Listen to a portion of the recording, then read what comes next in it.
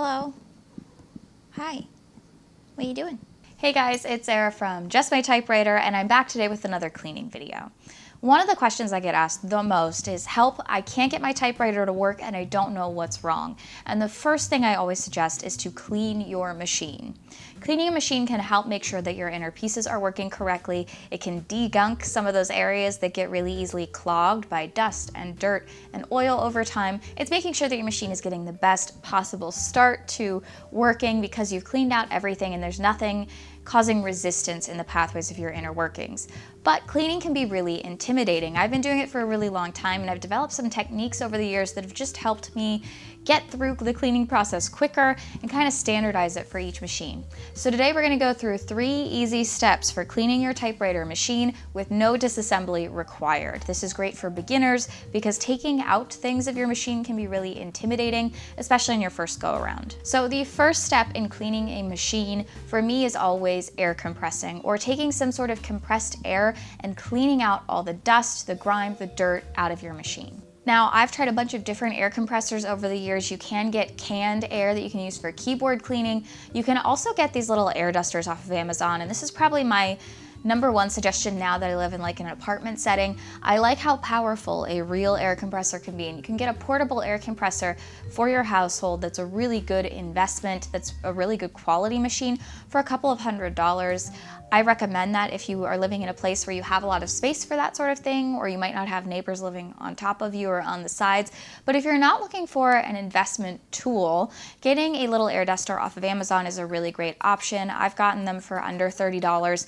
They all kind of basically work the same, but make sure you're getting an air duster and not an air vacuum. An air vacuum, or a little mini vacuum, uses a fan to suck air, and then that fan that they have on the back is what they suggest to use for air dusting. It's not as powerful as an air duster on its own. So I recommend you get an air duster. These are pretty achievable, and just use this to blow out the machine. You're looking to blow out any dust out of tracks. You want to take it around your type basket and see if you can loosen up any dirt or grime in there. If you have what people refer to as sticky keys, like you try to type and your key won't go all the way up, or it gets stuck up there and it won't come down, it's probably because you have some sort of dirt or grime or grease inside your type track where that type basket is. Something is blocking your type slug from going all the way up.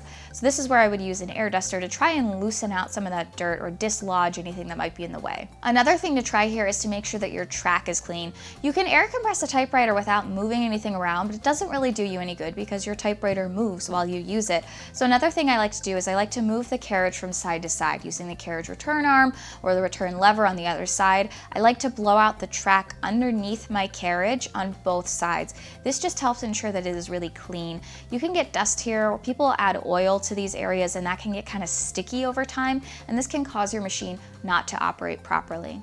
You also want to dust the bottom of the machine. So when you flip your machine over, you're going to have access to all of the inner workings or inner mechanical elements of your typewriter. And this is really important to air dust as well, or air compress as well, because you're getting out all that dust, all that dirt, all that grime. Dusting out this area is a really great place to start. However, some machines do have closed bottoms. So a lot of electrics have closed bottoms, ultra portables often have closed bottoms, and later Smith Coronas, Big Desk Manual Royals all have these closed bottom areas. They have like a pan on the bottom. Often that has felt in it to help with noise dampening. And you can remove this in most cases pretty easily. If you don't want to disassemble, that's fine, but I find it really helpful to just take off this bottom pan to dust out that inner area. Because when you blow from the top, you are pushing all that dust to the bottom, and then it's all collecting on that bottom panel. So in a lot of cases, all you have to do is remove 4 screws. They are usually the ones that hold on the feet to the bottom of the typewriter. These come out really easily. You can lift out the pan and then dust from the bottom as well. In some cases, you might have some additional screws, like on the back of them. On brother machines, you have 4 on the bottom where the feet are, and then 2 on the back.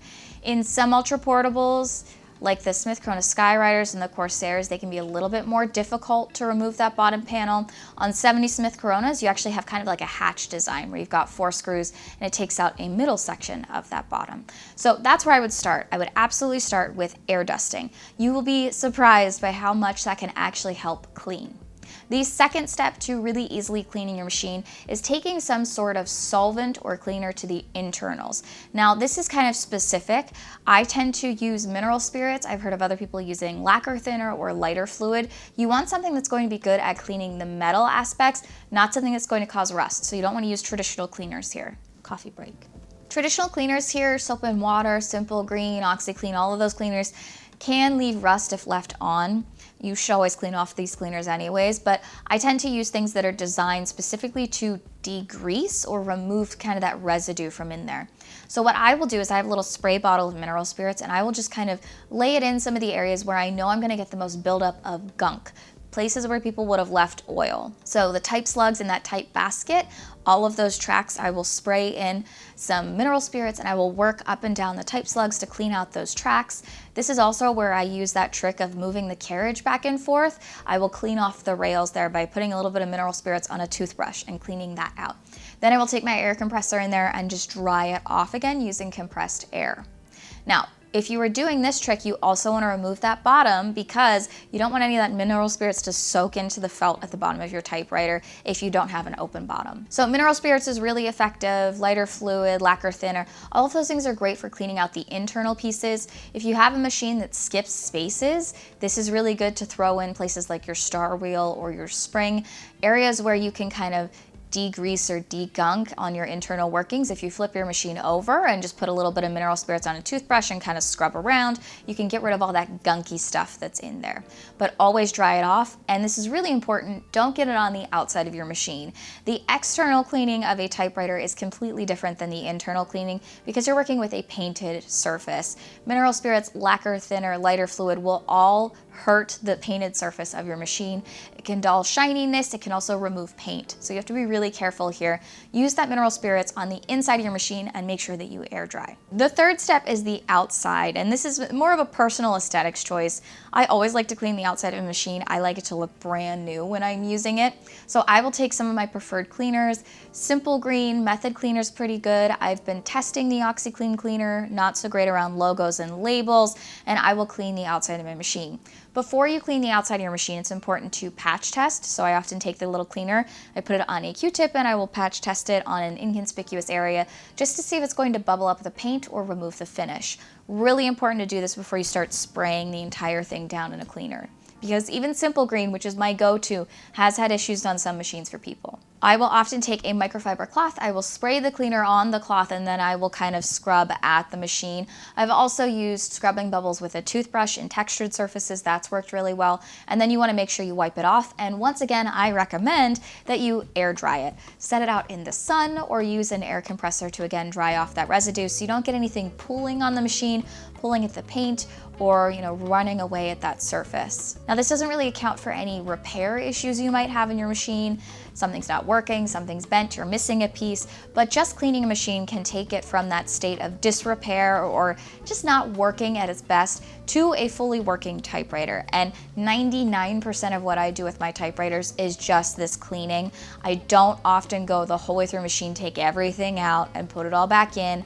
Almost all of it is just really simple cleaning. So those are the 3 simple steps to cleaning your typewriter. If you want a more full guide to cleaning a typewriter and all the individual pieces and what works best, I do have a 101 cleaning guide, which I will link down below, but you can check that out on my channel in my 101 series. If you're interested in more typewriter content, I encourage you to check out the other videos on this YouTube channel. I also have an Instagram at just.my.typewriter. And thank you all so much for watching, and remind you, you're just my typewriter.